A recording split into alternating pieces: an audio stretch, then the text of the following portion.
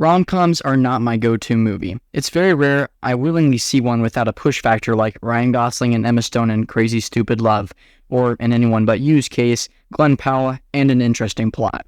I can't remember where I was, but I remember being instantly drawn to the idea of two not-so-lovers faking it for everyone else's sake. I'm all for the over-the-top, silly plot lines like the one found in Anyone But You. But did it hold up to my initial expectations? Yes. Yes, it did. And I don't care what the haters say, this movie was a good rom-com. We'll start off with a basic timeline so you guys can follow along a little easier. Spoilers, obviously. B is trying to use the bathroom, but this stupid coffee shop doesn't allow for non-paying customers. Ben acts like they're dating, even though they've never met, and buys her coffee so she can take a fat dookie. And by fat, I mean like 20 seconds. And most of that was her trying to dry herself up from something I can't even remember. They then go on a walk around town and buy stuff for the greatest, positively bussin', most exquisite gourmet food on planet Earth, perhaps the most intelligent creation known to man, grilled cheese. They then fall asleep and she leaves before he wakes up. And he wakes up all mad like ranting to his homeboy Pete when she turns back and overhears him dogging on her because she left. Fast forward a bit and they're on the same plane heading to Sydney, Australia for a mutual friend's wedding. Problem is, their incessant bickering is killing the vibe, so after a little persuading, they choose to fake their love for the sake of everyone else. This solves 3 problems. 1. Ben gets his old girlfriend back.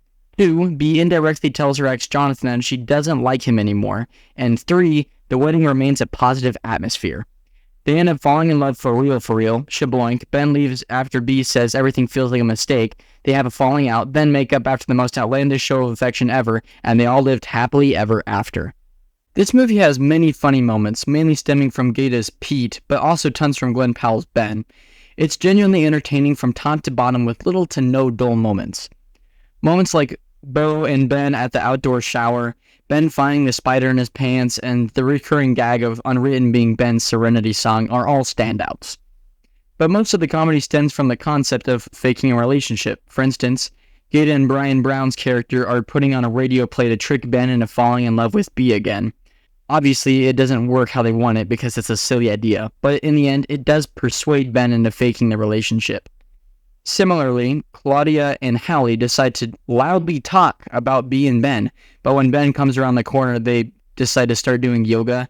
Come to find out the whole family is in on it because Claudia's mom sends both B and Ben to a sailboat to retrieve sunglasses, which is where the brilliant plan to fake their love was formed. Overall, my friends and I were laughing consistently throughout. An interesting editing choice was to add a few different quotes here and there in the background that helped support what was currently happening in the story. The first quote was by Shakespeare, "Here's much to do with hate, but more with love," which was better put by Claudia when she said, "Hate and love, it's a fine line." At the point when this popped up, B and Ben had just went their separate ways after they first met, with confusion being the main emotion. The next quote was, "Bait the hook well, the fish will bite." At the point when this popped up, B and Ben had decided to fake their couple status. I think the poster paralleled the plan that the family members put in place that ended up working. And the very last quote that I noticed was a skirmish of wit. Basically, if B and Ben didn't bring their A game, it could have ended up ruining the wedding, which as we saw was almost the case. Between the quotes and the many callbacks such as the Fox dog toy and Unwritten, there really were a bunch of things to keep an eye out for in this movie. However, it's not all sunshine in Sydney because there were a few issues I had. For starters, some of the dialogue felt unnatural. It seemed like forced at some parts, and I don't know if it was either the director or the writers or the actors, but something about how lines were delivered felt off. But most of the issues I had were with the characters themselves. What I mean by that is just about every single problem in this movie stems from one or more characters not knowing how to communicate, with the biggest example coming from B saying, "Everything feels like a mistake," but she simply could have finished the sentence with, "except for this." Like, of course Ben is going to hear that and be like, "Oh shoot, what have I done?" and then get up and leave. You made him feel like a terrible person again. I'm also curious if this next issue is more common in real life than not. After years of dating and being engaged to this guy Jonathan, B decides to call off the wedding because he was simply too perfect.